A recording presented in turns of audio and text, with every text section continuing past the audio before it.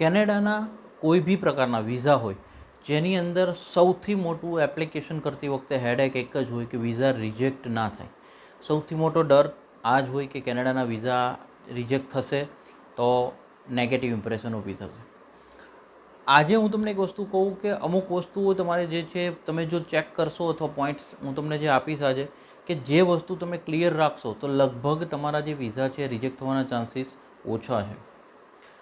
જેની અંદર અગર હું તમને એક વસ્તુ કહું કે જ્યારે બી તમે કેનેડાની એપ્લિકેશન્સ કરતા હોય અથવા તો જ્યારે તમે કેનેડાના વિઝા એપ્લાય કરતા હો ત્યારે અમુક તમારે રિસર્ચ કરવું જોઈએ. હવે આ રિસર્ચની અંદર સૌથી પહેલું કે તમે જે એપ્લિકેશનો કરો છો એમાં જે રિજેક્શનનો જે બેક રેશિયો છે, જે પહેલાં લોકોના જે રિજેક્શનો આવ્યા છે એમાં મેઇન કારણ શું છે એ જાણવું જોઈએ. અને જો આ કારણને તમે દૂર કરશો તો તમારા વિઝા રિજેક્ટ થવાનો ચાન્સ બહુ જ ઓછો થઈ જશે.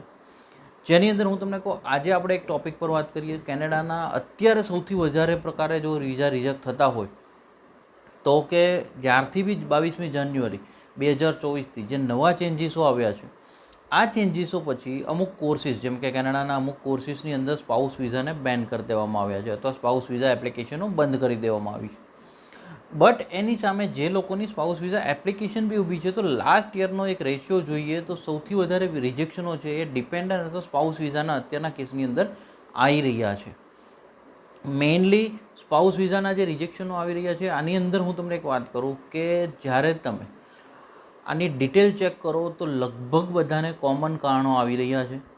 જેમાં સૌથી એક મોટું કોમન કારણ દેખાય છે કે ફંડ. આ ફંડના ગવર્મેન્ટે અમુક સ્ટાન્ડર્ડો નક્કી કર્યા છે.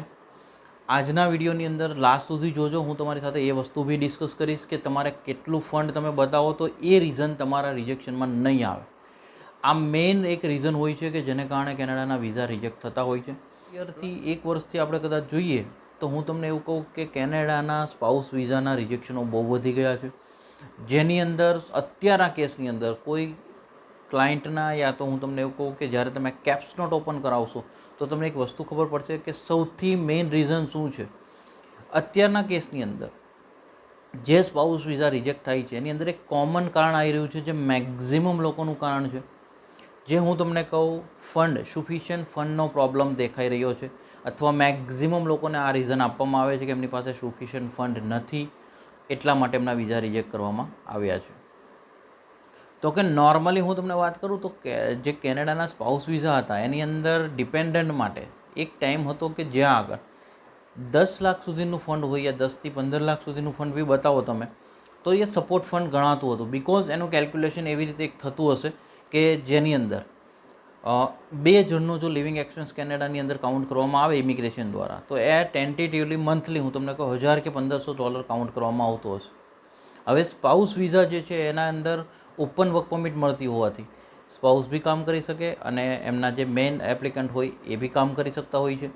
આનું એક કેલ્ક્યુલેશન એવું હોય કે જે ડ્યુરિંગ સ્ટડીવાળા છે તો વર્ક પરમિટવાળા જ્યારે એમને સ્પાઉસને ઇન્વાઇટ કરતા હોય ત્યારે એમની પાસે જો ઇન્કમ એવી પ્રોપર હોય કે જેની અંદર $1000 કે $1500 મંથલી એમનું સેવિંગ અથવા તો એમનું એક્સપેન્સીસની અંદર એ ઇન્ક્લુડ કરી શકતા હોય તો એ વિઝા રિજેક્ટ કોઈ દિવસ ના થતા.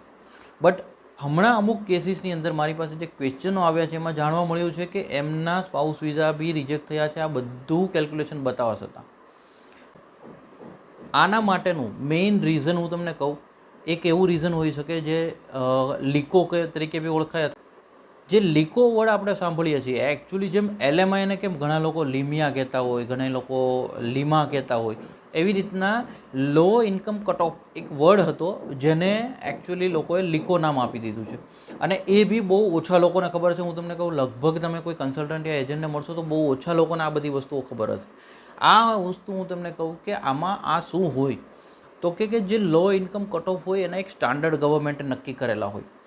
આ ગવર્મેન્ટે જે નક્કી કરેલા સ્ટાન્ડર્ડ છે એ અપડેટ થયા છે અને એના માટે થઈને જે તમે લોકો એને જો મિસમેચ થતું હોય અથવા તો તમારી ઇન્કમ અથવા તમારું જે ફંડ બતાવો છો એ એને પહોંચી ના શકતું હોય એને કારણે આ વસ્તુ રિજેક્ટ થઈ શકતી હોય.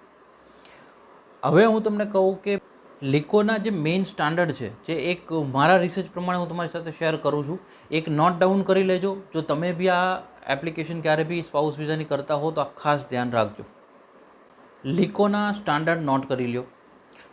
2 person or 3 person, 40 to 42,000 Canadian dollar.